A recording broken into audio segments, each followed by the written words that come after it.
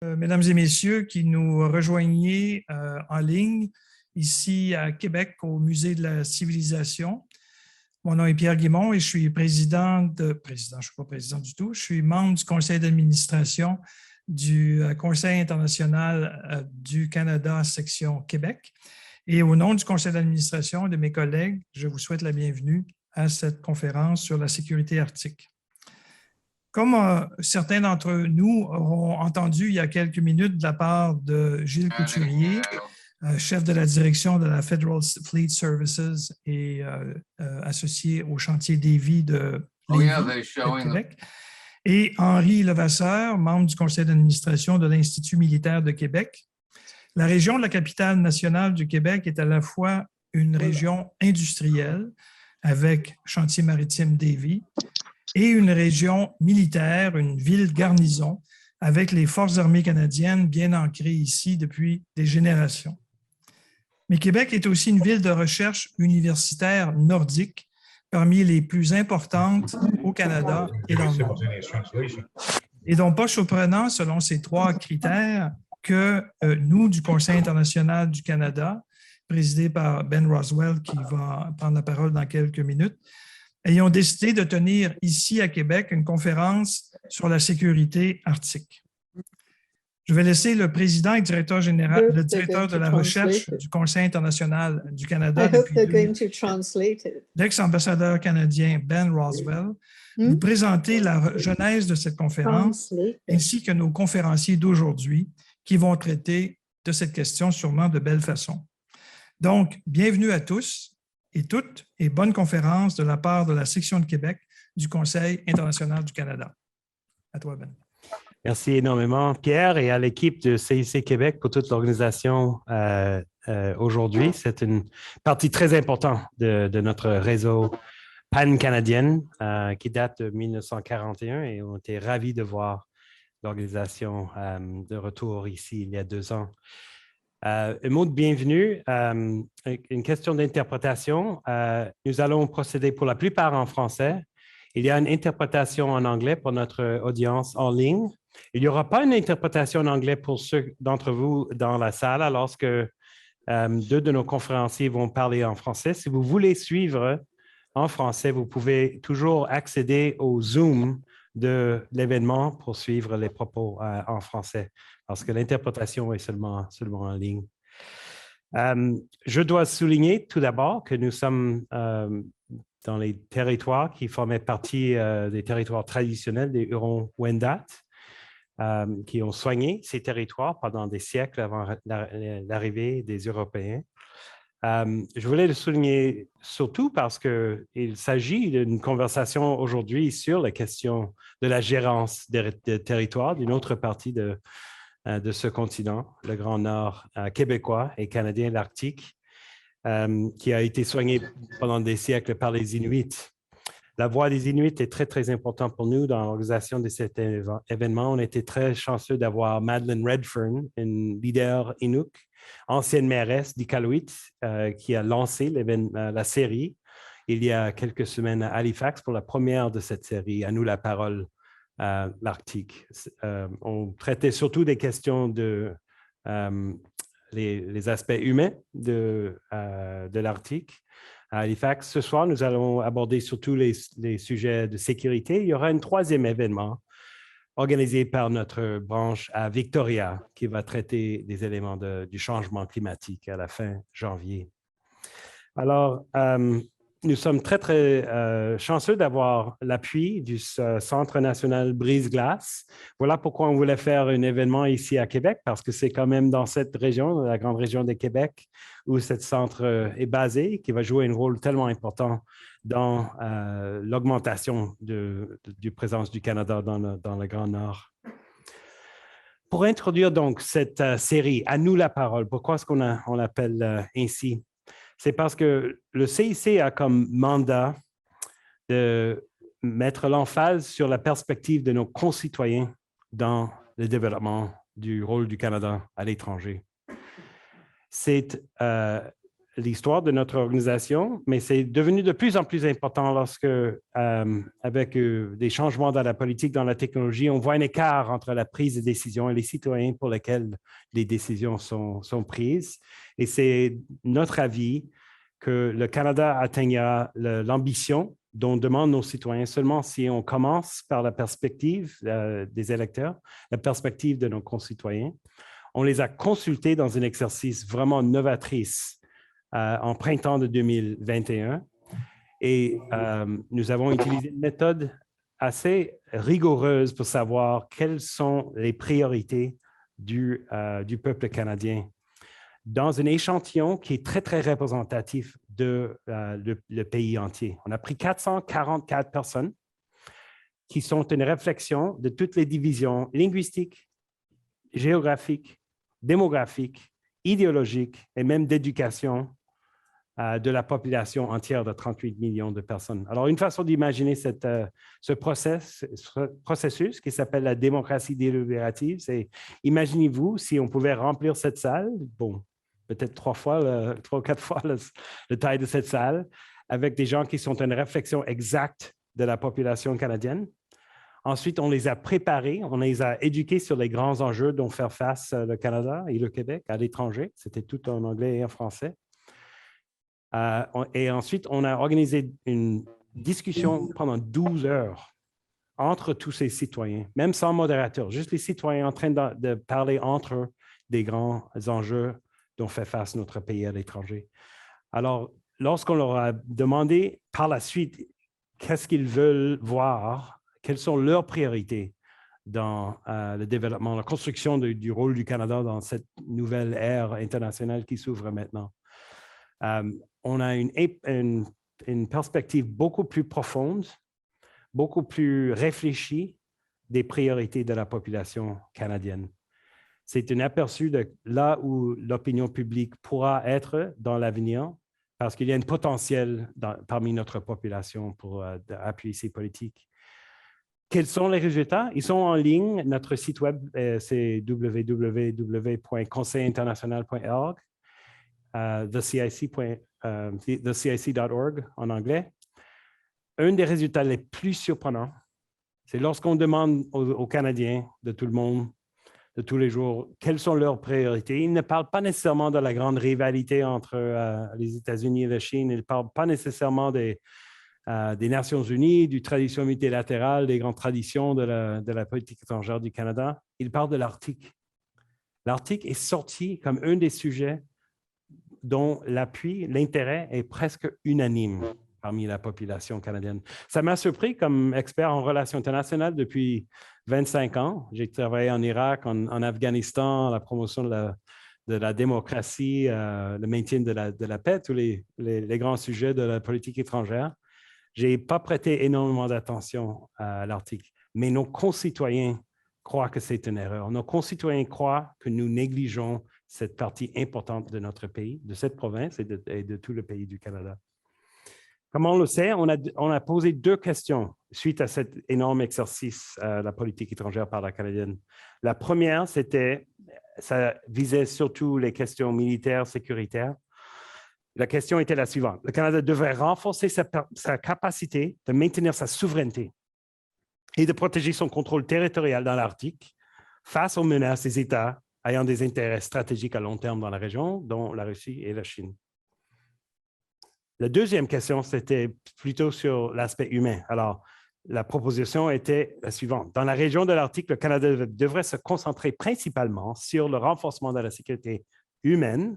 Le Canada devrait mettre l'accent sur l'amélioration de la sécurité économique et alimentaire dans la région de l'Arctique pour sa population autochtone. Alors, on l'a posé un peu comme ça parce que dans le débat traditionnel partisan, dans la politique étrangère canadienne, il y a un contraste entre ces deux-là. D'habitude, les gens un peu plus à droite se concentrent sur les aspects militaires, et ceux qui sont un peu plus à gauche sur l'aspect militaire.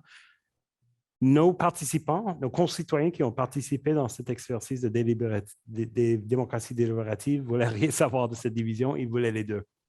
La réponse à la première proposition, on parlait d'un appui de 85% de la population. Pour la deuxième, 87%. On parle d'une quasi-unanimité de nos concitoyens qui veulent qu'on s'engage de plus dans tous ces aspects dans l'Arctique. Et ça, c'était vraiment une grande surprise. C'était parmi les résultats les plus surprenants de tout l'exercice. Voilà pourquoi on voulait organiser une série pour faire valoir, pour faire savoir cette volonté tellement unanime de toutes les régions du Canada, les anglophones, les francophones, les Québécois, les Albertains de Terre-Neuve, les gens éduqués, les gens pas éduqués. Les Canadiens veulent qu'on s'engage de façon. C'est important. Alors, aujourd'hui, nous avons une panel des gens qui pourraient nous aider à explorer qu'est-ce que ça veut dire. Si les Canadiens exigent un engagement beaucoup plus important, quelle forme devrait prendre cet engagement? Alors, je suis ravi d'avoir 4 experts dans une diversité des aspects de cette question de sécurité. Nous avons 2 experts ici sur nous en présentiel à Québec et 2 experts qui se joignent par Internet. Je vais introduire un à la fois lorsqu'il commence à parler. Et j'aimerais d'abord commencer avec le niveau géostratégique. Et on parle d'une région qui est au centre d'une compétition grandissante entre les 2 superpuissances du monde. Et on va demander à Bruce Jones de nous donner un aperçu. Alors, Bruce, bienvenue chez nous. J'espère que tu m'entends bien. Very good. Great. Bruce Jones est directeur et chercheur principal du projet sur l'ordre international au Brookings Institution à Washington et se joint de Washington aujourd'hui. Ses recherches actuelles portent sur la stratégie américaine, l'ordre international et les relations des grandes puissances. Son livre le plus récent sur le sujet d'actualité pour la discussion d'aujourd'hui, c'est en anglais « To Rule the Waves, How Control of the World's Oceans Shapes the Fate of the Superpowers », un livre dans lequel il porte sur la compétition navale à l'échelle globale, mais avec une concentration sur l'Arctique. Dans le monde diplomatique, auparavant, Jones avait servi dans l'opération des Nations unies à Kosovo et a été adjoint spécial du coordonnateur des Nations unies pour le processus du paix au Moyen-Orient. Il a été conseiller principal de Kofi Annan sur la réforme des Nations unies.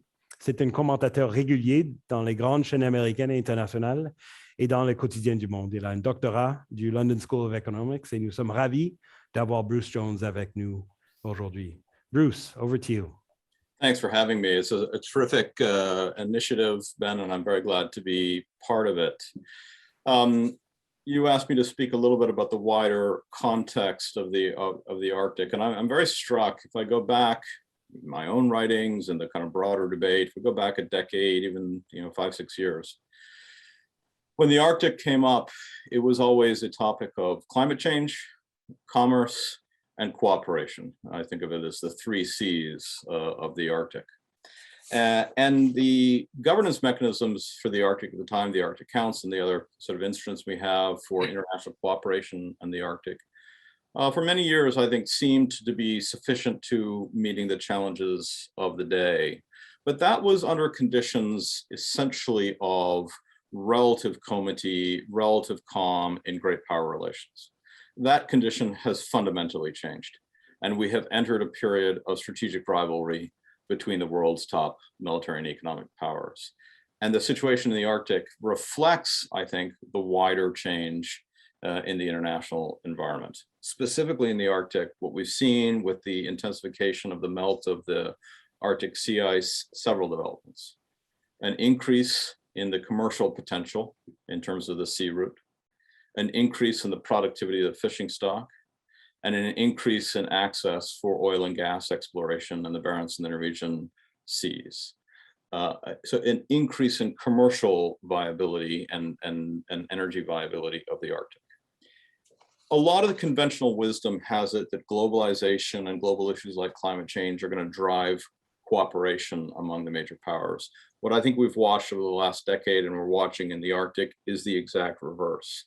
The globalization, which is at core a sea-based trade, and global energy exploration, which is increasingly a sea-based activity, are a central part of what's driving geopolitical tensions, in major part because they were what has triggered and inspired, so to speak, China's return to the seas for the first time in 500 years, and the most rapid naval buildup of any country since the United States during the Second World War. A huge naval buildup by China and increased tensions between the United States and China as a consequence. And then, of course, with Russia also entering a new phase in its strategic relationship with the West. What we've seen then over the past 15 years is a rapid deterioration of those relations, with naval issues front and center in driving those tensions. We are now in a global naval arms race.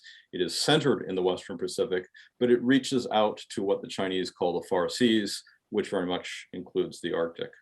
What we've seen specifically in the Arctic, of course, is a substantial upgrade of Russia's Northern Fleet operating out of Murmansk, some of the largest naval exercise Russia has ever undertaken in the Norwegian Sea, in the Barents Sea, excuse me, but stretching into the Norwegian Sea. We've seen a substantial increase in China's commercial, scientific, and intelligence gathering activity in the Arctic. And now, of course, we also have a major return of the United States. When I wrote the book that you referred to, Ben, I started the narrative in a phenomenal facility. It's a cave dug inside a mountain in northern Norway called Olavsvern. And for a long time, it was NATO's northernmost eye on the Soviet fleet. Then in the post-Cold War, it was sold off. It was a recreation facility, a training facility, et cetera. And lo and behold, 2 years ago, it was refurbished as a military base, brought back up to NATO specifications. And the United States has signed a status of forces agreement. And once again, we have US nuclear submarines patrolling the Arctic out of Olavsvern. So we have watched a major remilitarization, or are watching a major remilitarization of the Arctic as we're dealing with this commercial and energy and fisheries and all sorts of realities in the Arctic through a prism of geopolitical tension and increasingly geopolitical rivalry. Great. Bruce, a question for you. It's a fantastic book, by the way, To Rule the Waves. It gave me a real sense of the importance of naval power in world dominance back centuries. It's extremely well written and well argued book. And you can see how the shifting trends right now are going to drive the balance of power for several decades to come.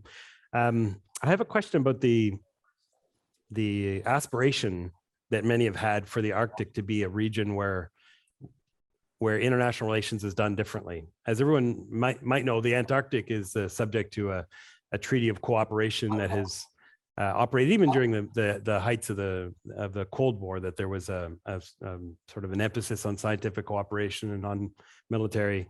There was an aspiration to build those types of norms into international relations of the Arctic with the initiative by Mikhail Gorbachev at the end of the Cold War to call the Arctic a nuclear-free zone. A decade later, the creation of the Arctic Council, which is quite a unique international organization based on cooperation around climate change and scientific exchange and what have you. And that has been part of the ethic, certainly a big part of the Canadian approach to the Arctic. But if there are these underlying great power competition that will inevitably take place through naval power, as you argue, and if the Chinese and the Americans are already concentrating on the Arctic as one area for that competition, is there any capacity for Canada to shift or to protect that kind of more cooperative approach to the international relations of the Arctic? Are we better off recognizing that this is the sort of fundamental dynamics of power competition in the world and adapt ourselves accordingly? The latter. Look, Alas. I don't want to be glib about this. You know, Germany, which has led the largest Arctic scientific exploration of the last several decades, over the last couple of years, when they concluded it, Heiko Maas, the German foreign minister at the time, explicitly referenced that idea that you just said, the idea that the Arctic should be a zone of cooperation, not of competition, and not of rivalry. John Kerry, when he was Secretary of State, made the case for Chinese observer status at the Arctic Council, saying that what would happen is that the Chinese would come, they would see the merits of a cooperative governance structure in the Arctic, and that would lead to good Chinese behavior in the South China Sea. No, that's not what's happened. We haven't seen good Chinese behavior in the South China Sea. We've seen a very assertive behavior by China in the South China Sea and East China Sea, and increasingly more widely. We've seen a very assertive play by the Russians. I don't think that notion of a norm of cooperation is holding. So from my vantage point, the issue is not to then sort of race to our corners and worry simply narrowly about protection of sovereign rights. The issue is to invest in the kinds of guardrails against escalation of tension, against escalation of conflict in the various terrains that we deal with, but including in the Arctic. And it seems to me that although Canada has important sovereign concerns in the Arctic, it is also extremely well positioned to be an innovator and in a diplomatic sense in creating the kind of guardrails against deterioration, against conflict, against a worsening situation in the Arctic. Wonderful. Thank you very much. Alors, nous allons passer maintenant à notre deuxième conférencière qui est basée à Ottawa. Je vais présenter Gaëlle Rivard-Piché, analyste stratégique de recherche et développement au ministère de la Défense du Canada. Alors, Gaëlle va pouvoir nous offrir une perspective quand même stratégique, mais la perspective du Canada et des Forces armées canadiennes. En tant que scientifique de la défense, ses travaux de recherche appuient directement le processus de décision des Forces armées. Ces travaux de recherche portent présentement sur la sécurité dans l'Arctique et les menaces hybrides, de même que sur le futur des opérations spéciales au Canada. Elle est la co-autrice du Newport Manual on Arctic Security qui sera publié bientôt en 2022 par le Naval Institute Press. Ses travaux ont aussi été publiés dans des revues scientifiques, dont le nôtre, l'International Journal, qui est publié par le CIC, Études internationales et le Canadian Naval Review. Gaëlle, je vous invite à prendre la parole. Merci beaucoup. Tout d'abord, merci pour l'invitation. C'est vraiment un plaisir pour moi d'être avec vous ce soir, bien que je ne sois pas capable d'être avec vous en personne à Québec. Avant de commencer, j'aimerais juste dire que bien que je travaille pour le ministère de la Défense nationale en tant que scientifique, mes travaux de recherche et ce que je m'apprête à dire ce soir ne représentent pas la position officielle du gouvernement, des Forces armées ou du ministère. Donc, Bruce Jones, mon co-panéliste, vient de nous présenter une bonne revue, en fait, de comment est-ce que la situation géostratégique mondiale influence l'Arctique. Et en fait, moi, ce que j'ai envie qu'on fasse ensemble, c'est qu'on réfléchisse un petit peu au concept de sécurité arctique et qu'est-ce qu'il signifie exactement. Vous avez, en fait, pour ceux qui sont en salle, vous avez une carte de l'Arctique que vous pouvez voir, qui est une carte un peu différente de celle à laquelle on est habitué, qui est une carte de l'Arctique circumpolaire qu'on voit à partir du pôle Nord. Et quand on regarde cette carte-là, on comprend rapidement qu'en fait, la région arctique est dominée par son océan au centre et qui est entourée par 8 pays. L'Arctique ne compte que sur 8 pays, qui en fait une région avec peu d'États à l'intérieur. Par contre, ce qui est intéressant, c'est que l'Arctique est loin d'être un bloc monolithique. Il s'agit vraiment plutôt d'un ensemble de sous-régions. C'est vraiment plus facile ou utile de voir la région de cette façon-là. Et chacune de ces sous-régions-là se distingue par sa réalité géographique, environnementale et géopolitique. Et ça affecte aussi les priorités de ces États-là en termes de sécurité. Donc, la réalité de l'Arctique canadien est très différente de celle des pays nordiques, par exemple, comme la Norvège ou la Suède, ou encore de la Russie et des États-Unis. Et donc, au Canada, l'Arctique a longtemps été considéré, bien qu'au cœur de notre identité nationale de pays, en tant que pays, comme une région lointaine et souvent inaccessible, austère, souvent un peu mystérieuse. Et pourtant, l'Arctique canadien représente 40% de notre territoire national et contient plus de 75% de nos côtes. L'Arctique canadien, maintenant, est en pleine transformation et se rapproche tranquillement du Sud parce qu'elle devient plus accessible. On voit, par exemple, une augmentation dans les activités économiques, dans les activités commerciales de pêche, etc., mais aussi dans les activités humaines de loisirs et généralement, ça mène à un plus grand certain risque, mais aussi à des opportunités dans le Nord. Ça fait aussi qu'il y a de plus en plus d'acteurs qui s'intéressent à la région et qu'il y a des différents groupes d'intérêt, que ce soit, par exemple, les différents paliers de gouvernement, les populations autochtones ou les communautés locales qui sont là depuis des siècles, mais aussi des acteurs étrangers, des intérêts commerciaux qui vont mettre chacun l'accent sur différents aspects de la sécurité arctique au Canada. Et donc, au Canada, de façon générale, on conçoit la sécurité arctique d'un point de vue multidimensionnel. C'est-à-dire, d'une part, oui, la sécurité dans l'Arctique, c'est une question de sécurité nationale et de défense nationale. On parle beaucoup de souveraineté, d'assurer l'intégrité territoriale, de protéger notre pays contre des menaces externes. Il y a aussi tout l'aspect de la sécurité publique. Au fur et à mesure que l'activité humaine et commerciale, économique, de loisirs augmente dans la région, on parle de plus en plus de risques d'accidents et d'urgences qui vont mener à un plus grand besoin d'activités de recherche et de sauvetage. Plus de présence mène aussi à une plus grande demande pour la lutte contre la criminalité et contre l'immigration illégale. Un troisième aspect, c'est la sécurité économique. On parle d'augmentation des activités commerciales, de développement économique dans la région, notamment quand on parle des pêches, de l'exploitation des ressources énergétiques, de l'exploration puis de l'exploitation minière.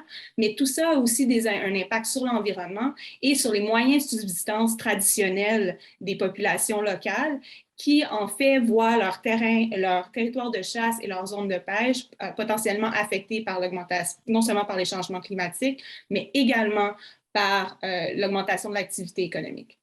Il y a un quatrième aspect qui est la sécurité humaine, où on parle de sécurité alimentaire, accès à l'eau potable, à l'éducation, aux soins de santé en régions éloignées.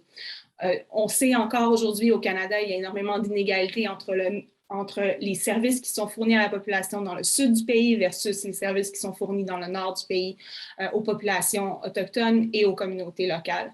Et finalement, il y a toutes les questions de sécurité environnementale. Les effets des changements climatiques sont décuplés dans l'Arctique et sont beaucoup plus rapides et beaucoup plus intenses, ce qui va nous mener à devoir trouver des façons de mitiger ces effets, mais aussi à augmenter la résilience, notamment à travers la protection des écosystèmes, le développement puis l'utilisation des technologies plus vertes, mais aussi peut-être à la remise en question d'un développement à grande échelle dans des régions qui sont extrêmement à risque. Et donc, ultimement, une approche multidimensionnelle est vraiment essentielle pour comprendre la réalité des populations locales qui vivent dans l'Arctique, mais aussi pour les aider à faire face à leur environnement immédiat, puis à s'assurer de leur bien-être à long terme. Et puis, d'un point de vue de défense nationale et de sécurité nationale, il faut réaliser que défendre notre territoire, assurer l'intégrité nationale, territoriale, ça passe par la sécurité humaine, économique et environnementale. Et c'est pour ça que de plus en plus, on voit les forces armées canadiennes appelées à intervenir domestiquement pour assurer la sécurité, mais aussi la sûreté des populations nordiques. Et donc, il y a 4 grands axes pour le rôle des forces armées dans le Nord canadien. D'abord, un renforcement de la coopération et de la collaboration, non seulement avec nos alliés, internationaux, mais également avec les ministères et les différents paliers de gouvernement au Canada. Une augmentation de la présence militaire pour assurer une meilleure compréhension de la situation sur le terrain, puis prévenir les incidents. Un renforcement des connaissances du domaine et de la connaissance du domaine, puis des capacités de surveillance à travers l'Arctique. Et finalement, un accroissement des capacités en matière de gestion des urgences dans l'ensemble de la société de l'Arctique canadien. Merci beaucoup, Gaëlle. Cet aspect multidimensionnel de la menace à laquelle on fait face court le risque. Si nous avons des ressources limitées dans les forces canadiennes, l'État canadien n'a pas tant de ressources à dévouer à l'Arctique. C'est quand même une région énorme. Je pense que vous avez dit que c'est 40% de notre territoire, 60% de nos côtes. Si nous avons aussi un mandat pour faire face à une très grande diversité de menaces, il y a un certain risque que nous allons éparpiller nos ressources limitées. Est-ce que vous pourriez nous offrir un exemple de comment les forces armées montent une mission pour répondre à ces diverses menaces d'une façon cohérente et efficace? Je pense qu'il faut faire une différence entre une menace militaire et une menace ou un défi à la sécurité humaine. Mais je pense qu'une des façons par exemple, l'opération Nanook, qui est une opération militaire qui se passe à travers qui dure toute l'année, qui a différents volets, est une façon pour les forces armées d'augmenter leur présence, mais aussi d'apprendre à mieux travailler avec les partenaires locaux et les partenaires des différents paliers de gouvernement, parce que la réponse aux menaces hybrides, aux menaces qui ne sont pas de nature militaire dans le Grand Nord, ça va passer à travers une réponse pan-gouvernementale. Les forces armées ne sont qu'un élément de cette réponse-là. Souvent, ce sont ce qu'on appelle en anglais des enablers, ce sont les supporters, c'est ceux qui permettent, par exemple, d'amener certaines capacités ou dans des régions éloignées ou isolées, mais c'est vraiment, je pense qu'il faut approcher la réponse et la prévention de ces menaces-là d'un point de vue vraiment holistique et pas gouvernemental. OK, merci beaucoup.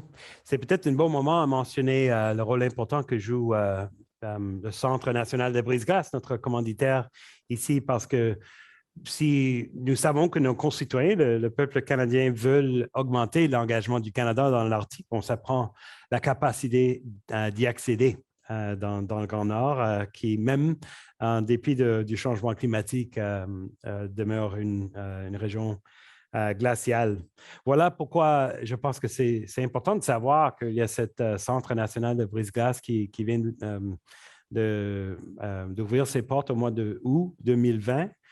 Nous savons que le chantier Davy a une énorme histoire ici dans la grande région du Québec et une expérience de plus de 70 ans dans la construction des brise-glaces de 1952 jusqu'à l'ère présente.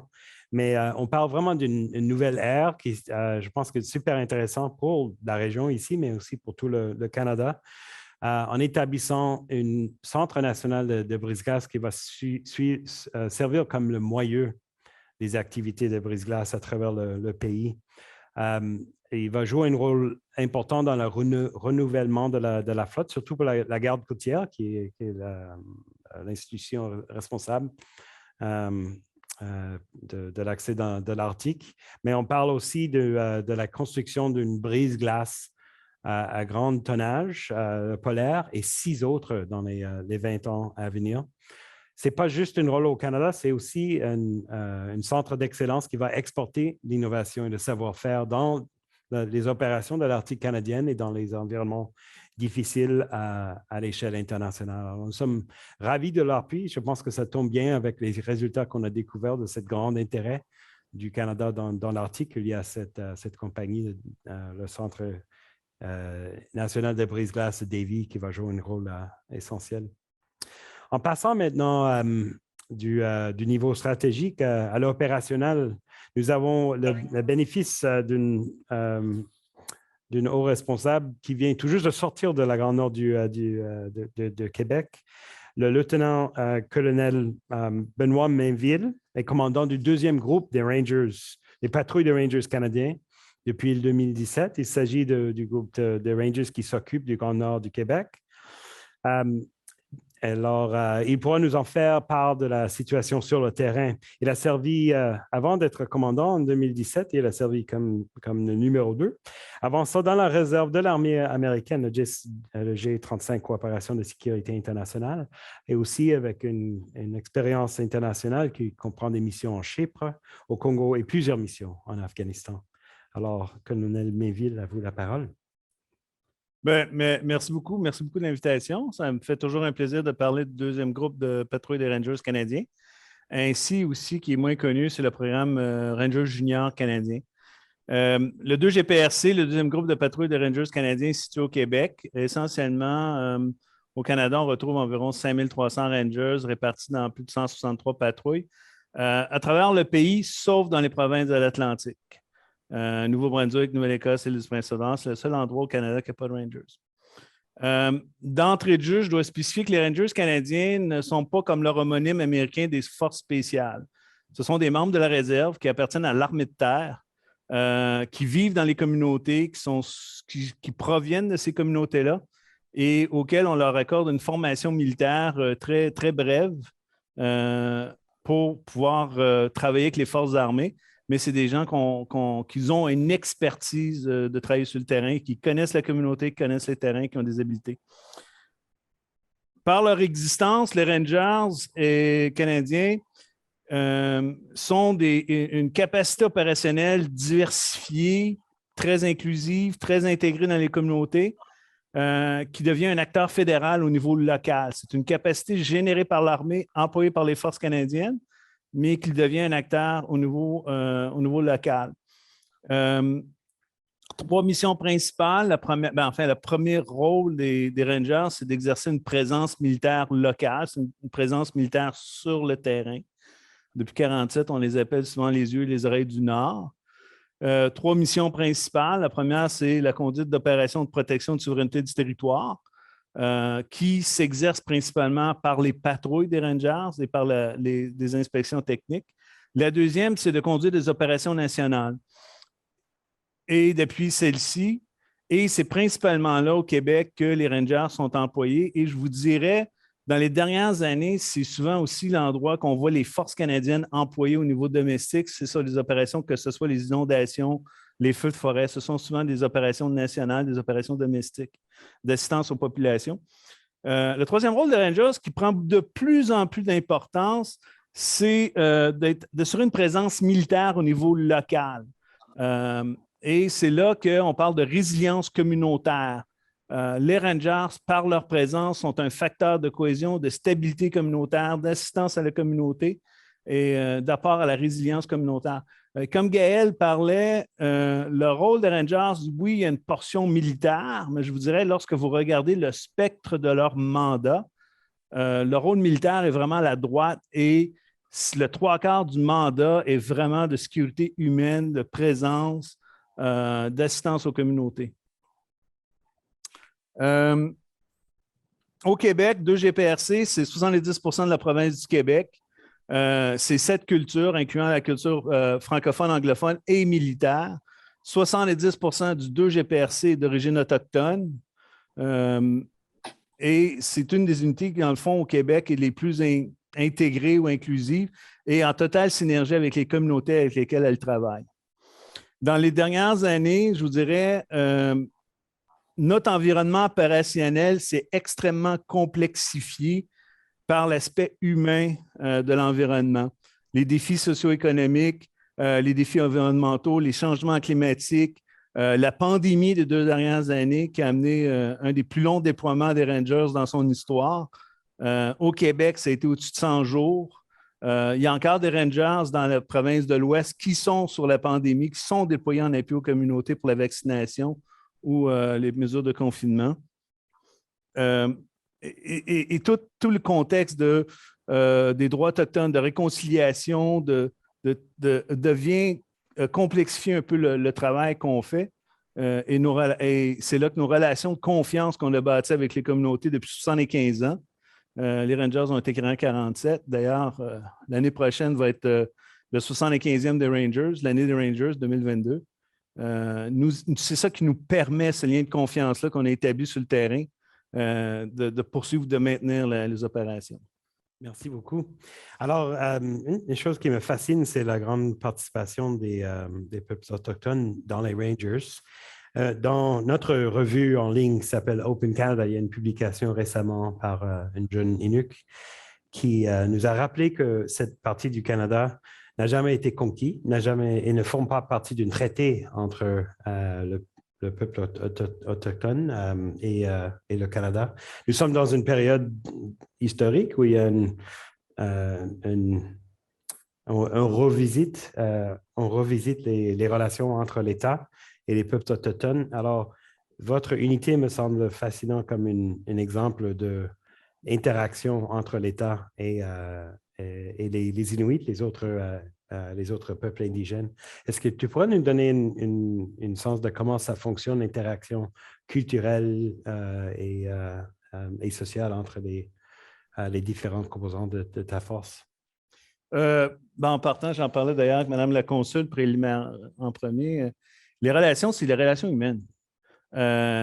Le gros avantage que le 2GPRC a et possède, c'est qu'à la base, c'est une unité de réservistes. Donc, j'ai des gens comme l'adjudant-chef Giard, ici présent, qui sont avec l'unité depuis 20 ans et qu'ils ont bâti des relations avec les membres des communautés. Ils les connaissent. Ils connaissent leurs enfants, ils connaissent leurs parents, ils connaissent les membres de la communauté. Et notre relation est souvent une relation de famille. C'est des membres de notre famille. Lorsque lorsqu'un ranger, souvent dans l'armée, on utilise l'expression from cradle to grave, qui veut dire un peu on gère l'individu de son enrôlement jusqu'à sa libération. Mais dans le cas des Rangers, c'est comme cradle to grave. On a des Rangers qu'on a connus à l'âge de 12 ans et qui sont maintenant, à travers le programme junior, qui sont maintenant Rangers, et leur père ou leur grand-père décèdent comme Rangers. Et on conduit des funérailles Rangers pour ces gens-là. Fait que c'est cette relation de plus de 75 ans pour les Rangers. C'est des gens qu'on connaît. Fait que la barrière autochtone à l'automne n'existe pas. On apprend tellement de eux. Et je vous référais à la thèse de doctorat du professeur Magali Villouem, qui est venu étudier les relations qu'on avait avec le 2GPRC et les Inuits, et qui a compris un peu que c'est plus nous qui étaient transformés à leur contact et qu'on en bénéficiait. Je peux vous dire qu'à Pouvinictouk ou à Quactac, il n'y a pas de stress. Il n'y a pas de stress au stop. Là. La journée passe comme elle passe. C'est très relaxant aller dans le Grand Nord, très relaxant. Intéressant. Mais c'est une relation de confiance. C'est une relation, c'est pas... c'est de savoir que c'est des relations humaines. Ouais. Et merci beaucoup. Et de respect. Énormément de respect. De respect mutuel. Ouais. Oui. Merci. Alors, nous avons commencé à l'échelle géostratégique mondiale. On vient d'arriver au niveau humain, les relations interpersonnelles. On peut revenir, amener la discussion de nouveau aux relations internationales. J'ai l'honneur de présenter la consul générale des États-Unis ici. À Québec, il y a aussi la responsabilité de Nunavut, et si je comprends bien, pour tous les 3 territoires du Canada, Melanie Zimmerman est consul général. Avant, elle était chef de mission adjoint et chargée d'affaires à l'ambassade américaine à Port-Louis, accréditée à la fois à l'île Maurice et aux Seychelles. C'est un expert de carrière en sécurité internationale, en fait, avec des affectations avec le secrétaire adjoint aux affaires africaines au département d'État, le commandement américain des opérations spéciales pour l'Afrique, qui est basé à Stuttgart, en Allemagne, et les ambassades des États-Unis à Burkina Faso, à Togo et au Cameroun. Elle est titulaire d'un doctorat en relations internationales avec une spécialité en études sur la sécurité internationale de l'Université de St. Andrews au Royaume-Uni, et elle a été également professeure en géopolitique. Elle va partager ses paroles entre le français et l'anglais. Alors, encore une fois, si vous voulez le suivre en français, je vous invite à connecter sur Zoom. C'est le même lien pour Eventbrite que vous avez utilisé pour confirmer votre présence. Alors, vous pouvez suivre dans la langue de votre choix. À vous la parole, Madame Zimmerman. Moi, je vais migrer un petit peu. Là. Okay. Assise trop longtemps, c'est pas bon. Hein. Bonsoir à tout le monde. Good evening, everyone. Je suis contente d'être parmi vous ce soir pour discuter ensemble de la sécurité en Arctique. J'aimerais commencer par remercier la section Québec du Conseil international du Canada pour l'invitation. J'ai l'impression d'être ici parmi des amis parce que Davie Shipyard, j'ai eu l'occasion d'aller visiter. J'ai dû porter la tenue de travail pour aller en cale sèche. Donc, je suis une amie de Davie Shipyard, que je les vois tous les jours de la fenêtre du consulat américain. Et d'ailleurs, quand on a vu la fumée passer il y a quelques semaines, on était un petit peu inquiets sur l'avenir des brise-glaces, mais on m'a dit que tout était OK, que ça n'allait rien faire. Pour le docteur Piché, j'ai fait partie d'Opération Nanook, la dernière où on nous a chassés de Resolute Bay parce que le Covid arrivait en mars 2020. Et pour le lieutenant-colonel, les Rangers, nous, en tant qu'Américains, on travaille beaucoup avec les Rangers aussi. J'ai eu l'occasion d'aller les voir et de pouvoir apprendre à leur contact un peu ce que c'était que la vraie vie sur le terrain, sur la Terre. I'd like to start with a quote. I was always told that if you quote your boss, you're doing okay. So I'm going to quote Secretary Blinken in February 2021, who said, "The United States and Canada, of course, are Arctic nations. And as you all know a lot better than I do, since the Arctic makes up 40%, we already heard that today, of Canadian territory, it is a unique and important place where we have a responsibility, I think, to work closely together to address a lot of shared challenges, but also, I think, a lot of opportunities." Donc, je suis ravie de pouvoir passer entre le français et l'anglais aussi On est quand même à Québec où il faut promouvoir et protéger le français, but I'm also an American diplomat, so mille excuses to the interpreters as I flip entre le français et l'anglais. It's actually a lot of fun to do as well. En tout cas, je suis ravie de pouvoir parler des intérêts et des préoccupations des États-Unis en Arctique. La coopération en matière de sécurité est essentielle à la stabilité de la région et la stabilité de la région est essentielle à la stabilité mondiale. The United States and Canada are natural allies. Not only are we neighbors, but we also share common values across a broad spectrum of activities and interests, and that includes Arctic issues. The many areas of cooperation that we share between Canada and the United States exemplifies this mutually beneficial relationship, this fantastic collaboration that we have amongst us. As Arctic nations, Canada and the United States, we have a responsibility to work together. It's not that it's easy, but it's a responsibility that we have to ensure that the region remains peaceful. That's our number one priority, that the region must remain peaceful, secure, environmentally and ecologically cared for. Je vais encore citer Anthony Blinken, qui, lors du Conseil de l'Arctique en mai 2020, a dit « The Arctic is a region for strategic competition. It has seized the world's attention, but the Arctic is more than just strategically or economically significant. It's home to our people. It's a hallmark, and it must remain an area of peaceful cooperation. » De manière générale, les États-Unis, on voit l'Arctique comme une région qui doit demeurer à l'abri des conflits et où les nations agissent d'une manière responsable. Il faut qu'il y ait du développement économique, mais il faut que ce soit fait d'une manière durable et en toute transparence, en ayant le respect également de l'environnement. Et là, c'est un point que je vais accentuer avec les intérêts des cultures et des peuples autochtones. For the United States, securing the Arctic is vital to defense of our homeland, the security and welfare of our allies, partners, and Indigenous people, preservation of freedom of the seas, and support for scientific research and commerce. Again, I'd like to understand and underline the importance of working with and through the Indigenous communities who have inhabited that land for so many centuries. To achieve this vision and to address these shared challenges and opportunities, I'd like to emphasize that the cooperation between the United States and Canada is necessary, it's natural, but it's not sufficient. Others must be productively and positively engaged and involved in that region. We have to leverage our common leadership to make sure that international rules and standards and institutions are upheld. Les transformations dont nous sommes témoins dans la région arctique amènent de nombreux défis uniques, des opportunités aussi. D'abord, nous assistons à des changements climatiques, physiques et environnementaux. Certains sont bénéfiques, d'autres sont beaucoup plus problématiques, qui fait que l'Arctique est plus accessible et ouvre de nouvelles possibilités pour l'extraction de ressources, l'exploitation des fonds marins, le tourisme et les voies de transit. Cela signifie de nouvelles opportunités, mais aussi de nouveaux défis et de nouvelles responsabilités. L'augmentation potentielle du trafic maritime s'accompagne également de risques accrus qui nécessitent une coopération soutenue et améliorée. One good example is the close and enduring relationship between the United States and Canadian Coast Guards. Whether it's search and rescue, we've heard about search and rescue already, environmental response, living marine resource management, or maintaining strong bilateral ties, this is all about exemplifying the strong values that unite our two countries, the United States and Canada. Preparedness for search and rescue, preparedness for potential environmental disasters in the Arctic are of critical importance, and the cooperation between our American and Canadian Coast Guards remains positive and productive, whether we're sharing lessons learned or coordinating oil spill responses.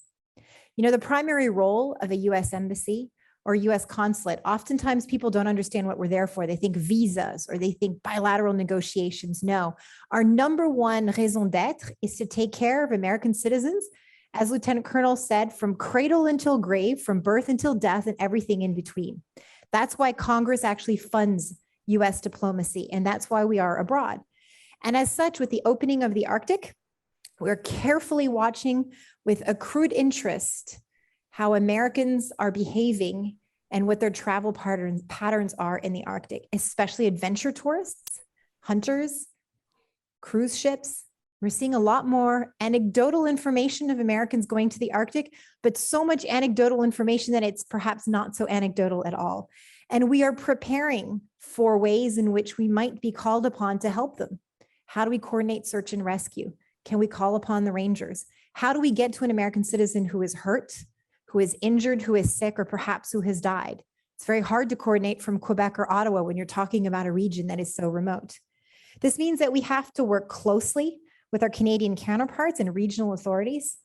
The Rangers is that one fantastic example of the knowledge sur le terrain qui peut nous aider à aller récupérer, aider, sauver ou rapatrier des Américains en détresse. This idea of the opening of the Arctic ne doit pas simplement être interprété comme illimité et non réglementé. L'Arctique n'est pas un espace non gouverné. Il existe des règles, des normes internationalement reconnues dans l'Arctique, et c'est celles qui doivent guider notre vision de cette région. Je voudrais aborder rapidement les transformations géopolitiques, mes copanélistes en ont parlé déjà, et l'engagement accru que nous avons dans l'Arctique, y compris les nations arctiques et les États non arctiques.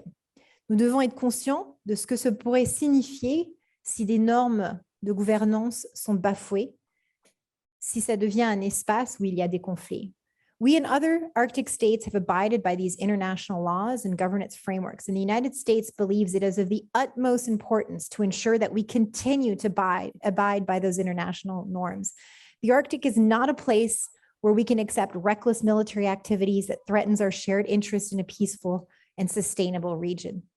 In that context, we have serious concerns, you probably will have guessed it, about Russia's military buildup in the Arctic, its aggressive military exercises, and the lack of transparency of some of its activities. Nous avons également exprimé nos objections concernant la réglementation russe du transit par la route maritime du Nord, qui n'est pas conforme aux normes internationales. We also have to be aware that there are two categories. There are Arctic nations and there are non-Arctic nations. There is not a third category. La Chine se dit un État proche de l'Arctique, a near Arctic state. Bien qu'elle se trouve à 900 miles du cercle arctique, we don't agree. On n'est pas d'accord. One way the United States and Canada have to address Arctic security is to work together to promote regional security and technology, infrastructure, and military capacity. Canada is seeking to reinforce its vision in the Arctic and to exercise its sovereignty. There's an opportunity there through investments in infrastructure and defense, and to do so in a way that benefits local populations.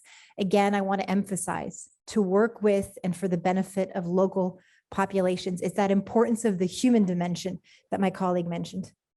Too often when I have traveled to the north, and by the north I mean above the tree line, to the magical place we call the Arctic, I've heard Inuit leaders and elected officials tell me they feel forgotten, they feel neglected, they feel like third-class citizens.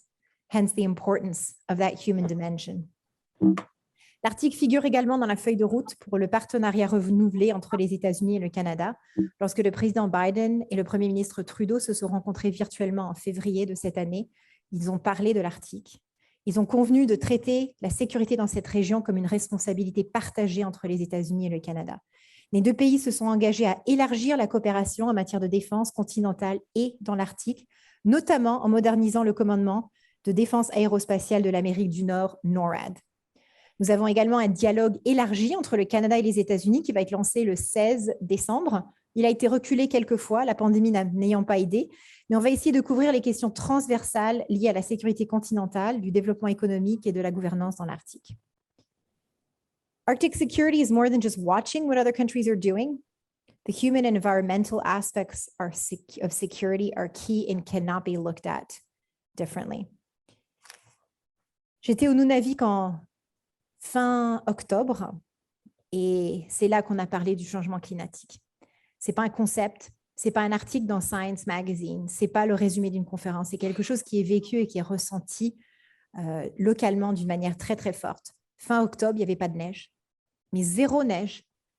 La neige avait 5-6 semaines de retard et la population était vraiment très, très préoccupée. Donc, il y a des concepts qui, pour nous, peut-être semblent assez distants. Quand on parle de la dimension humaine, c'est vraiment la vie de tous les jours qui est affectée par ça. J'ai lu récemment un article dans une revue qui disait qu'avec la réduction de la perte des glaces, les ours polaires ne pouvaient plus aller où ils voulaient et commencer à faire des petites incursions dans les villes.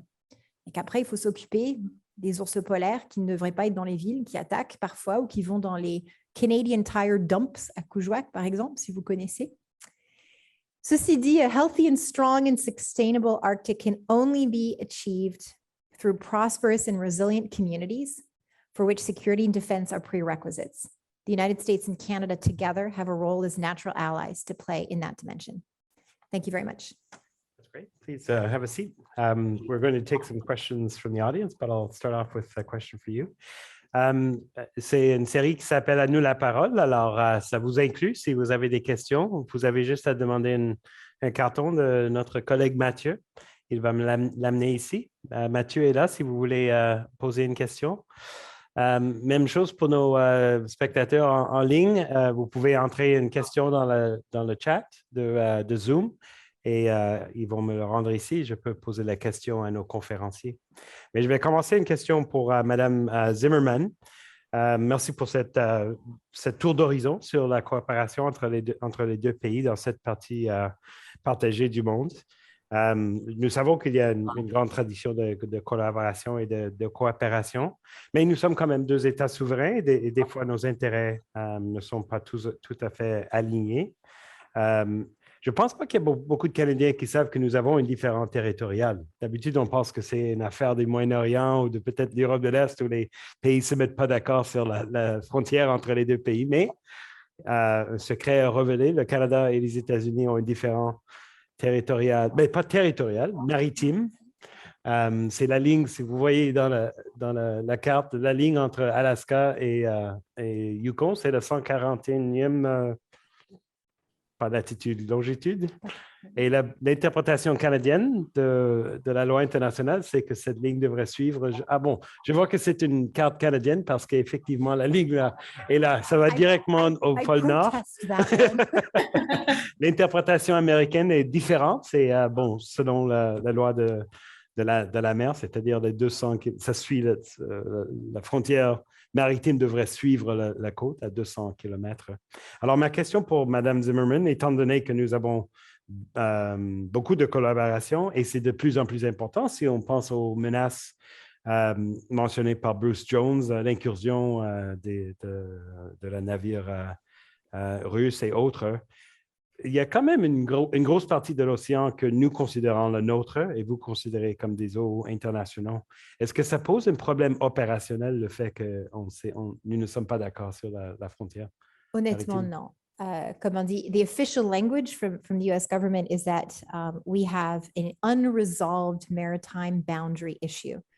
That being said, it does not prevent us in any way from cooperating in many different areas. Même si nous ne sommes pas d'accord sur la délimitation exacte de cette frontière, ça ne nous empêche absolument pas de coopérer dans bien des domaines. Ces domaines incluent la sécurité maritime, la réponse à des catastrophes comme des oil spills, ce genre de choses. Donc non, on n'est peut-être pas d'accord sur ce point-là, mais je dirais comme deux bons amis, mais parfois on n'est pas d'accord, mais on peut passer outre et on continue à travailler ensemble. Donc non, je pense que ça n'affecte pas. OK, merci beaucoup. Alors, j'ai une première question de l'audience en ligne de Scott Burbidge qui se joint à nous de Halifax, l'endroit de notre première discussion sur l'Arctique. C'est effectivement une question pour Bruce Jones. Alors, si vous me permettez, je vais poser la question en anglais. Bruce, a question from Scott Burbidge. Given the increasing global presence of China, both in economic terms and military terms, there claims to being, what is it, a subarctic, a near, near. They've stretched the definition of the term near by several thousands of kilometers, but they are more and more active in the Arctic. I think we've touched on why that could be a problem. Scott's question is, could there be some positive aspect of this if they play a role as an observer state or whatever the status is in the Arctic Council? Could an increased Chinese involvement possibly help us with certain shared challenges such as climate change, or should we be looking at them primarily as a threat?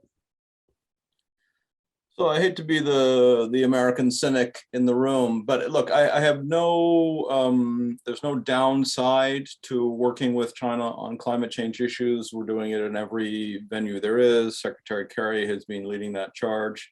But I think we have to be modest in our expectations of what that produces from several different vantage points. First of all, in terms of large-scale climate mitigation strategy, it's not going to come out of these kinds of fora. Second, within these fora, there are some, I think, significant limits of what can be done on mitigation. The real question comes around adaptation, sort of dealing with the changing sea level rise, storm surges, all the effects of the Arctic sea ice melt and the broader changing weather patterns. And there, I have to say, what I see is that increasingly the Russians, the Chinese, the Americans, and others understand that the way in which the climate is going to change, the adaptation, sea level rise, et cetera, is playing out very differently in different regions. And it's creating real winners and real losers. And it is not driving a cooperation game. It is driving a sense of, well, how can we make sure we profit from this adaptation or, minimize the disadvantages? So just take fishing, for example. South China Sea is very shallow, getting warmer, terrible for the fish stock. This is one of the places in the world where demand for protein has gone most quickly. So China's fishing fleet has gone out all over the world to find increased access to fishing stock. They would love to come through the Northwest Passage to gain access to the Arctic fishing stock. That's not going to happen in the near term.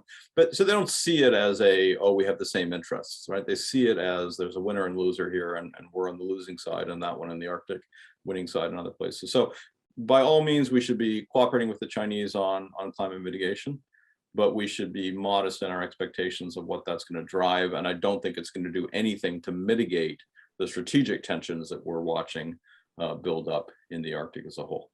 OK. Thank you very much. Je vais continuer sur le thème de la Chine, mais une question plutôt pour Gaël Rivard-Piché. Comme Bruce vient de l'expliquer, l'intérêt de la Chine dans la zone de l'Arctique s'oriente plutôt vers la compétition que pour la coopération. Mais il y a quelques années, juste 2 ou 3 années, la Chine a proposé a proposé un projet collaboratif avec le Canada, l'établissement d'une part à Grays Bay, dans le territoire occidental de Nunavut. Je crois qu'il y avait une réaction positive des communautés locales parce que c'est quand même un investissement à grande échelle. Ils ont besoin de beaucoup plus d'investissement. Alors, pourquoi pas accepter ce développement chinois? Éventuellement, le gouvernement du Canada avait nié cette demande chinoise d'investir. Pensez-vous que c'est une question qui va se poser davantage et qu'est-ce que la population canadienne devrait savoir de l'intérêt de la Chine lorsqu'il veut investir dans l'infrastructure de l'Arctique? Quelque chose que nous voulons en général, mais quand ça vient de la Chine, comment est-ce qu'on devrait percevoir l'intérêt du Canada là-dedans? En fait, je pense que la Chine, depuis l'adoption de leur stratégie pour l'Arctique, ont été assez clairs qu'ils voulaient utiliser la région pour développer la route de la soie polaire. Donc, l'idée, c'est qu'ils vont investir tout le long des voies navigables dans l'Arctique pour pouvoir en fait bénéficier de l'accès aux voies maritimes.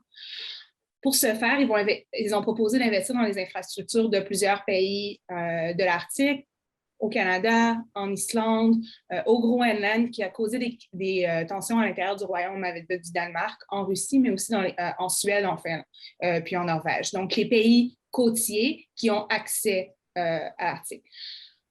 Une des inquiétudes par rapport aux investissements chinois, en fait, c'est ce qu'on appelle en fait l'utilisation double des infrastructures et de la technologie. C'est qu'il y a un doute par rapport aux intentions chinoises dans le développement de projets civils d'infrastructures ou de projets de développement économique.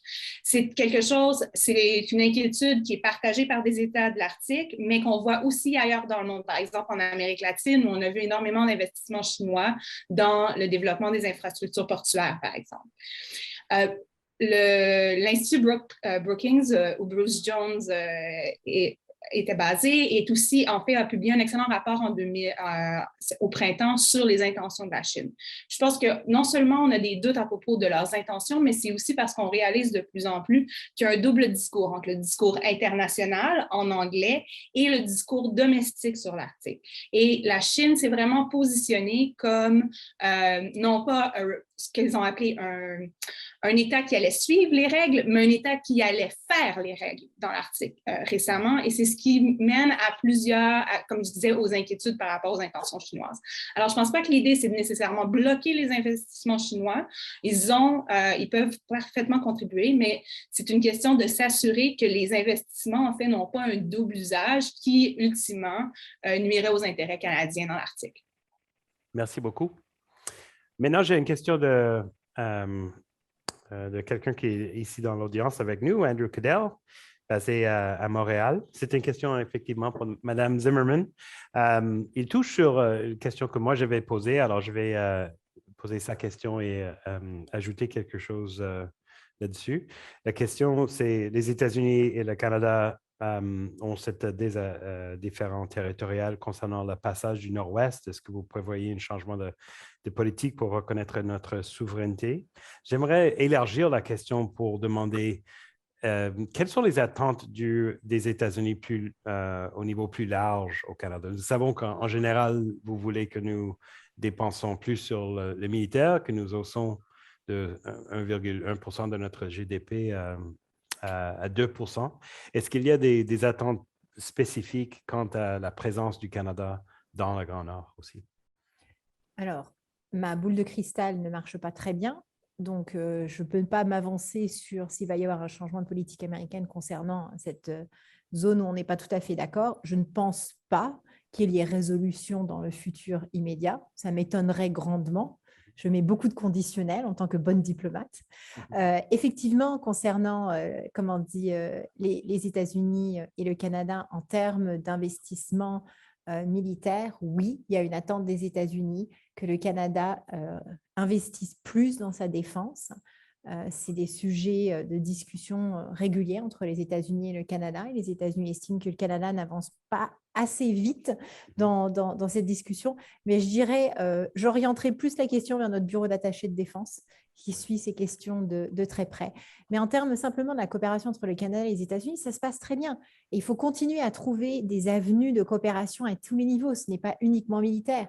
Comme on dit, par exemple, au consulat, on travaille beaucoup avec ArcticNet à l'Université de Laval. Quels sont les échanges qu'on peut avoir entre les scientifiques américains, les scientifiques canadiens, les populations locales qui ont énormément de connaissances? Quels sont les échanges qu'on peut cultiver entre nos peuples en Alaska et nos peuples qui sont autochtones ici? Il n'y a pas beaucoup de relations. Comment est-ce qu'on peut créer ces relations-là? Donc, je pense qu'il y a énormément de choses qu'on peut faire. On en fait déjà beaucoup, mais on cherche toujours des avenues aussi diverses que possible de solidifier la coopération à tous les niveaux, que ce soit gouvernemental, que ce soit académique, que ce soit les think tanks, que ce soit des hommes politiques, pour continuer à consolider et solidifier cette coopération et cette relation qui marche très bien. Merci beaucoup. Alors, une question pour le colonel Mainville, si vous me permettez. Je crois que votre mission tout récente, celle qui a terminé la semaine dernière, était liée à la pandémie, n'est-ce pas? Je me demande si vous pouvez nous donner un aperçu sur cette nouvelle menace à la sécurité canadienne. C'est quand même une maladie qui a tué plus de Canadiens que dans toutes les attaques terroristes des dernières décennies et dont la population dans le Grand Nord est particulièrement vulnérable. Est-ce que vous pouvez nous donner un aperçu sur comment les Rangers avaient confronté cette menace? En fait, de prime abord, les patrouilles de Rangers sont déployées dans les régions isolées et éloignées. Pour beaucoup de gens, le concept peut sembler abstrait, mais lorsqu'on parle de régions éloignées et isolées, on parle vraiment très peu d'infrastructures, pas d'accès routier nécessairement, c'est des villes côtières, des petites populations, on parle de quelques centaines à quelques milliers de personnes. On parle de services de police, c'est souvent 1 ou 2 policiers qui ont 6 mois d'expérience. En termes de soins médicaux, on parle de 2 infirmières qui sont dans un dispensaire avec un médecin en télémédecine. Vous voyez, c'est vraiment des communautés où sont déjà extrêmement fragiles en temps normal. en termes d'activité normale, elles sont déjà extrêmement, exposées.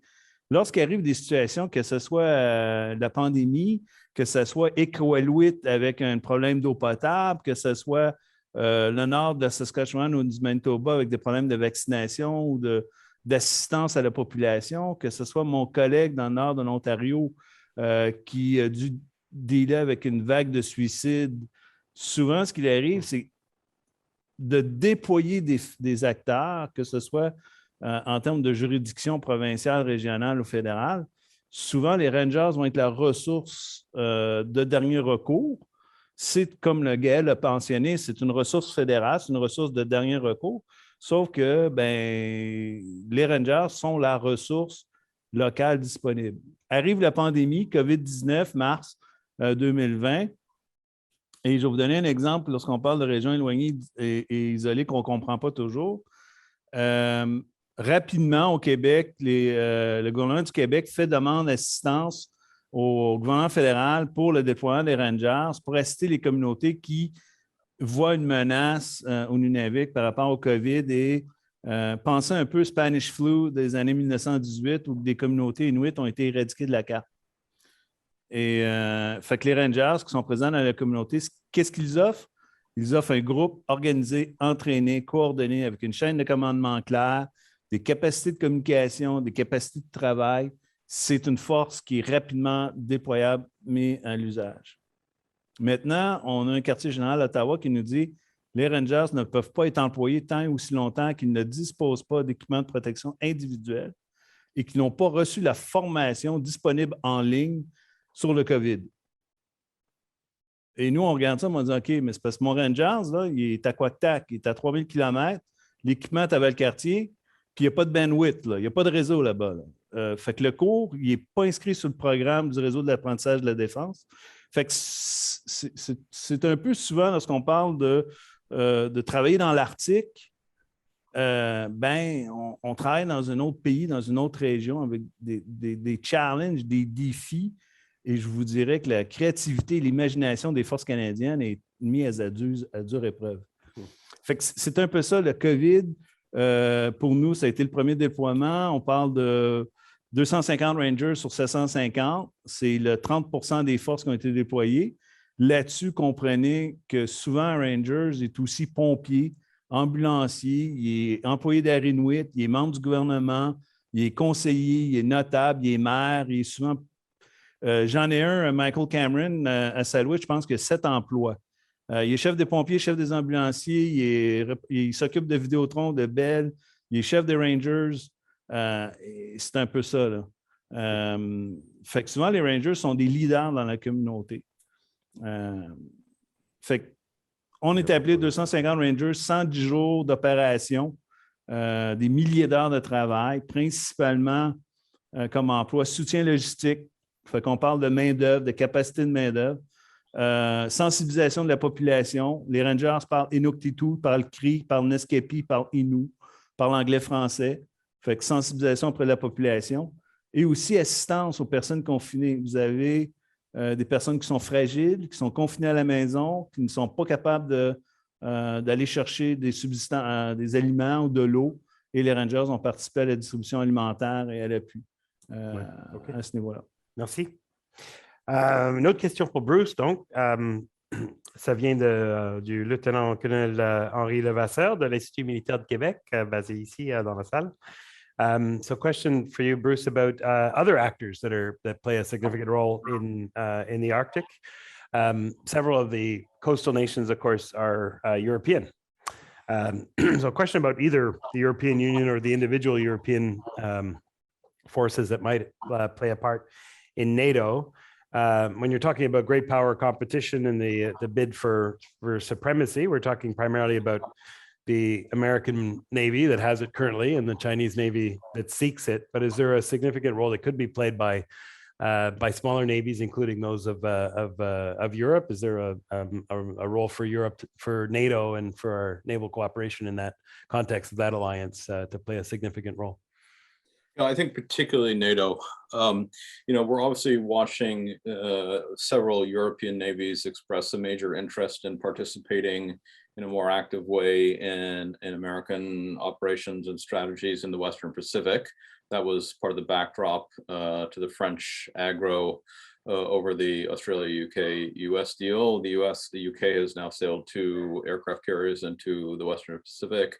Canada participated in exercises in the Western Pacific recently, together with New Zealand and Japan, Australia, UK.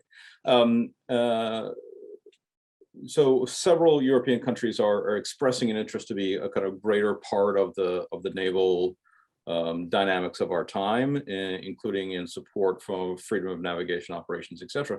In the Arctic specifically, I think that there's a tension, because on the one hand, several of the smaller European countries, the Danes, the Norwegians, etc., have a capacity to contribute. On the other, they're very nervous about being squeezed between increasingly difficult US-China tensions. I hosted a meeting that the paper that was mentioned was written by Rush Doshi. He is now the director for China in the White House. This is a paper on Chinese sort of ambitions in the Arctic, and we had Danish and other European participants there. And it was very clear that, look, if the United States was going to militarize, they were going to militarize. They're an ally. They were going to be with us, but they were deeply uncomfortable with the militarization of the Arctic. So I do think there are some tensions, and there's quite a lot of work to be done among the Western nations who border the Arctic to resolve differences or have some sort of common framework, or at least to minimize the differences. And the stakes are so high, and the differences between us are modest relative to the differences with Russia and China. So I do think there's some urgency to a kind of a policy resolution amongst the West. Thank you very much. Maintenant, question pour Gaël Rivard-Piché. Lorsqu'on parle de la coopération canado-américaine dans le Grand Nord, il y a aussi NORAD. Alors, cette collaboration aérienne qui date depuis la guerre froide et dont il y a une question de renouvellement. Quel peut être le rôle de NORAD dans une présence ou un engagement accru du Canada dans la région arctique?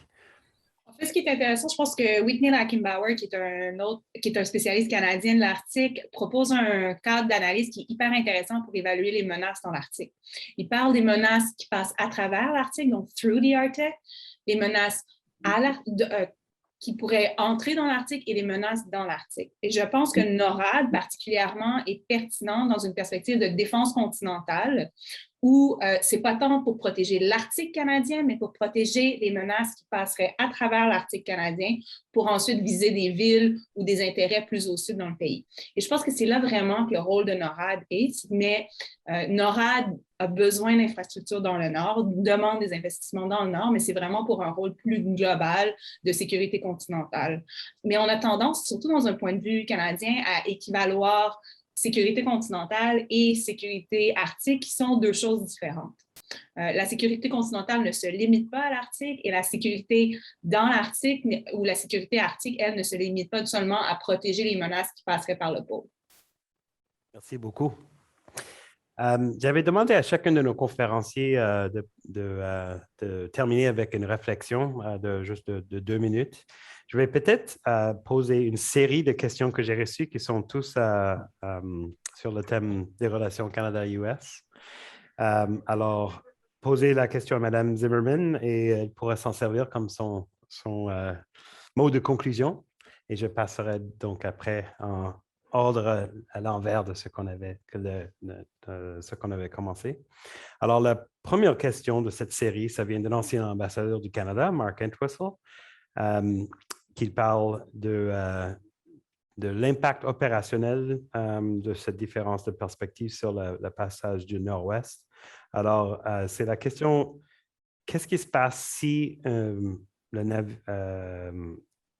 marine américaine veut patrouiller cette partie de l'océan que pour vous est territoire international ou zone internationale, mais qui pour nous fait partie de notre territoire, surtout dans le contexte que tous les deux pays nous ne voulons pas que la Russie s'engage. Est-ce qu'il y a une manière différente que la marine américaine s'engage dans cette zone qui est plus respectueuse de la loi internationale, de la relation entre le Canada, ou est-ce que c'est plutôt une question théorique qui ne se pose pas dans les faits? Honnêtement, je ne peux pas vous répondre. Je ne sais pas et je ne vais pas m'aventurer sur un terrain aussi épineux que ça. Je pense que probablement il y a beaucoup d'appels téléphoniques entre Ottawa et Washington, entre les attachés de défense et entre les ministères de la défense des deux pays pour s'assurer que ça se passe au mieux possible. Mais non, je ne suis pas à l'aise. Je ne connais pas suffisamment bien les détails techniques du transit de navires américains dans le Northwest Passage pour pouvoir vous répondre. Et la deuxième question, c'était la position des États-Unis quant mais c'est écrit en anglais, the International Law of the Sea, le droit maritime, si je comprends bien, que les États-Unis n'a pas signé. Correct. Est-ce que c'est quelque chose en considération à Washington, la signature de droit international, ou est-ce qu'il y a une question qui touche sur les aspects de l'Arctique qui prévient les États-Unis de le signer? Il faut que je vérifie et que je revienne vers vous. OK. Un dernier mot de conclusion? J'ai juste dire, we may not agree on some of the maritime laws, but fundamentally, the United States and Canada are natural allies in many different areas, but especially so in the Arctic, where we share a lot of fundamental values about where we see the Arctic, what we want for the Arctic, and the idea that it needs to remain a conflict-free zone. Okay. So that would be my concluding remarks on that. Merci énormément. Le colonel Mainville, quelques mots de conclusion? En conclusion, dans la réalité de tous les jours, au niveau du 2GPRC, la menace sécuritaire, il y a deux choses. Un, la démographie. Le Nunavik est la région du Québec ou du Canada qui a le plus haut taux de natalité. Extrême croissance démographique. Plus de la moitié de la population en bas de 21 ans, 19 ans ou 21 ans.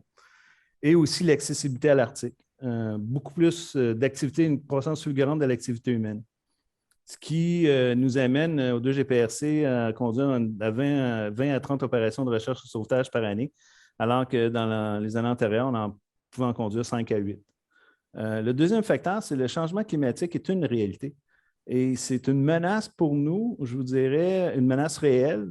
Noël 2019, Nouvel An 2020, j'ai perdu 2 de mes Rangers qui sont décédés parce qu'ils ont passé à travers les glaces.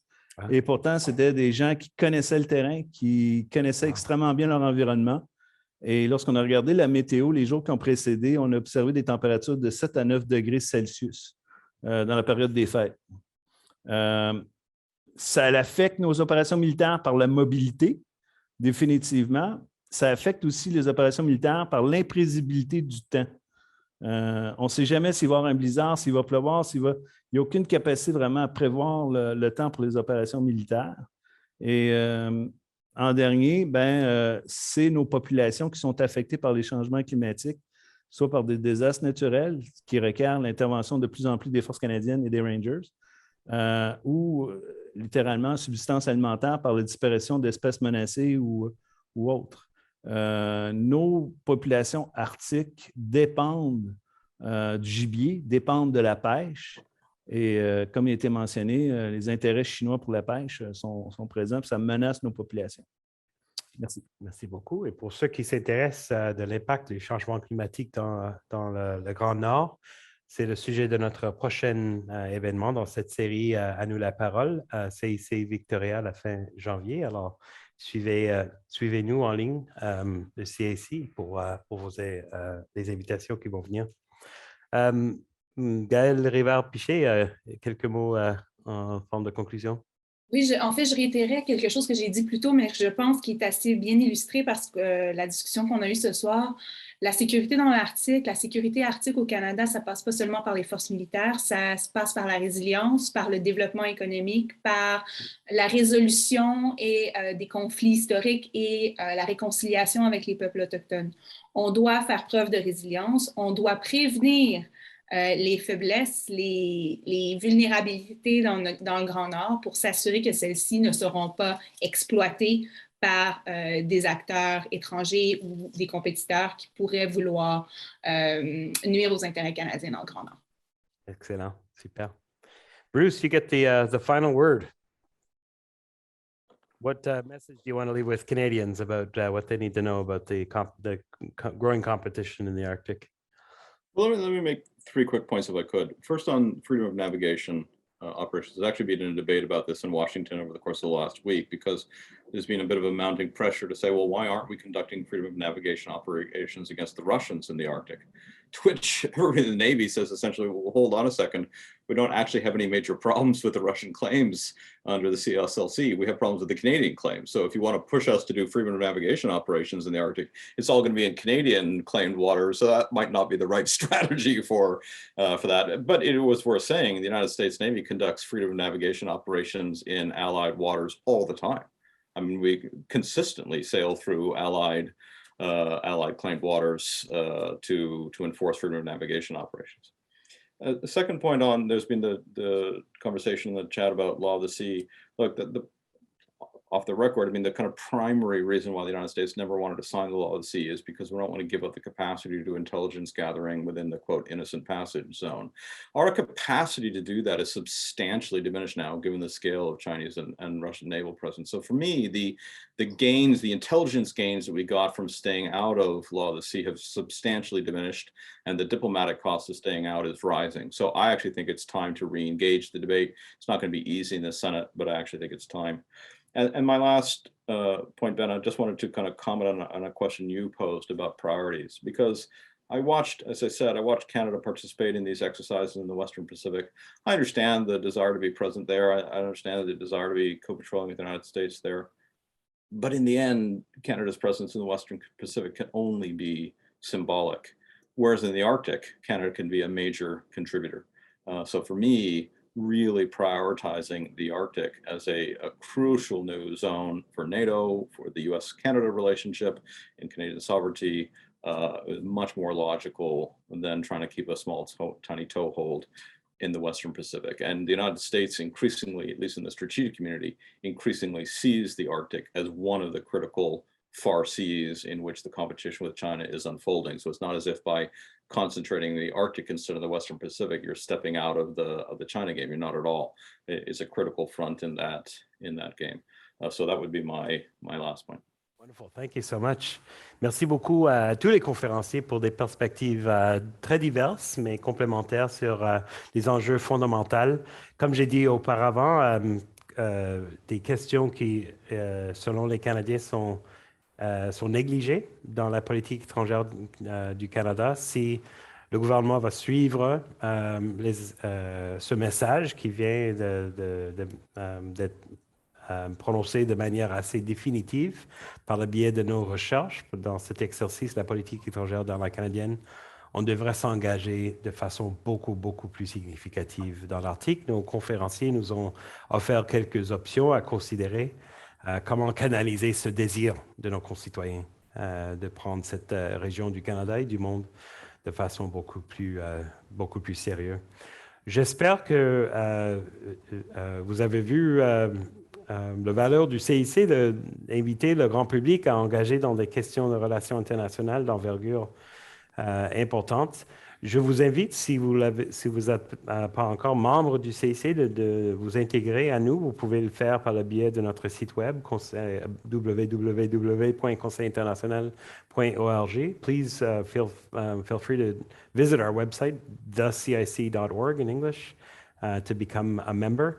C'est une section très active du CIC ici au Québec, avec une perspective unique dans notre plateforme pan-canadienne, évidemment, avec la voix de la nation québécoise, et aussi une ville qui a joué un rôle super important dans les relations internationales du Canada, n'est-ce pas? On pense à la conférence de Québec en 1943 qui a joué un rôle essentiel dans la formation de l'Alliance occidentale.